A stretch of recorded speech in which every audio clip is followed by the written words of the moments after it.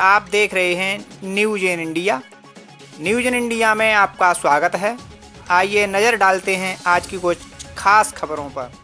लोकसभा चुनाव का समय जैसे जैसे नजदीक आ रहा है वैसे वैसे राजनीतिक दल अपने अपने क्षेत्रों में सक्रिय होते जा रहे हैं।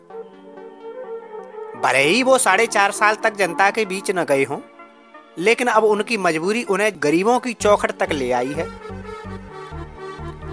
क्योंकि इज्जत दांव पे लगी है।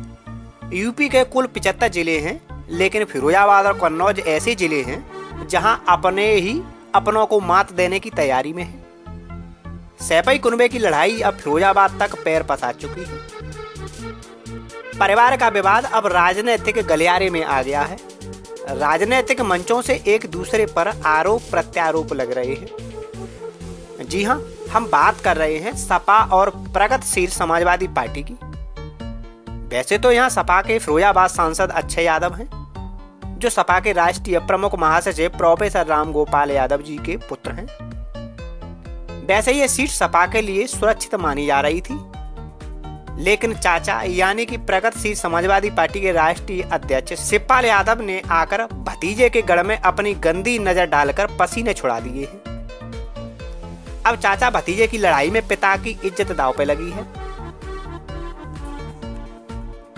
क्योंकि किसी तरह फिरोजाबाद लोकसभा सीट से अक्षय की हार और चाचा की जीत होती है तो ये सपा के चेहरे पर एक करारा तमाचा होगा। और इस बार शायद ऐसा ही होने वाला है, क्योंकि यहाँ भाजपा द्वारा कांटे से कांटा निकालने की तैयारी चल रही है। अब ऐसे में भाजपा एक तीर से दो शिकार करेगी। या तो अपनों की लड़ाई में भाजपा अपना ऐसा कद्दावर प्रत्याशी उतारेगी जो सपा और प्रगतिशील समाजवादी पार्टी को टक्कर देकर अपनी जीत दर्ज कर सके,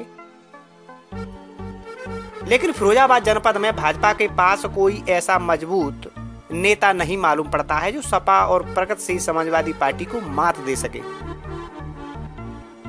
अब ऐसे में भाजपा अपना दूसरा दांव ये भी चल सकती है कि अपनी पार्टी से कोई ऐसा प्रत्याशी उतार दे जिससे कि शिवपाल यादव की जीत आसान हो सके, क्योंकि शिवपाल यादव की जीत भी अप्रत्यक्ष रूप से भाजपा की ही जीत होगी।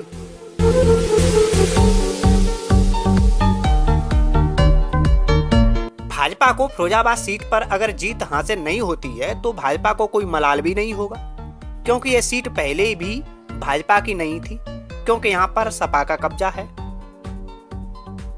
फिरोजाबाद से शिवपाल यादव की जीत भी अप्रत्यक्ष रूप से भाजपा की जीत होगी, जो दिल्ली की सरकार बनाते समय अप्रत्यक्ष रूप से एक मजबूत समर्थक मिलेगा।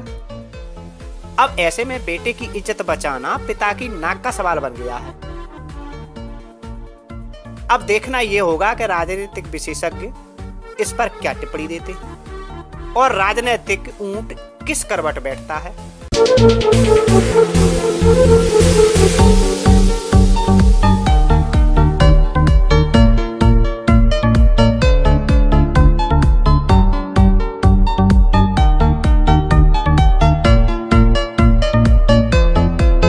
कमेंट तो कर सकते हो ना प्लीज।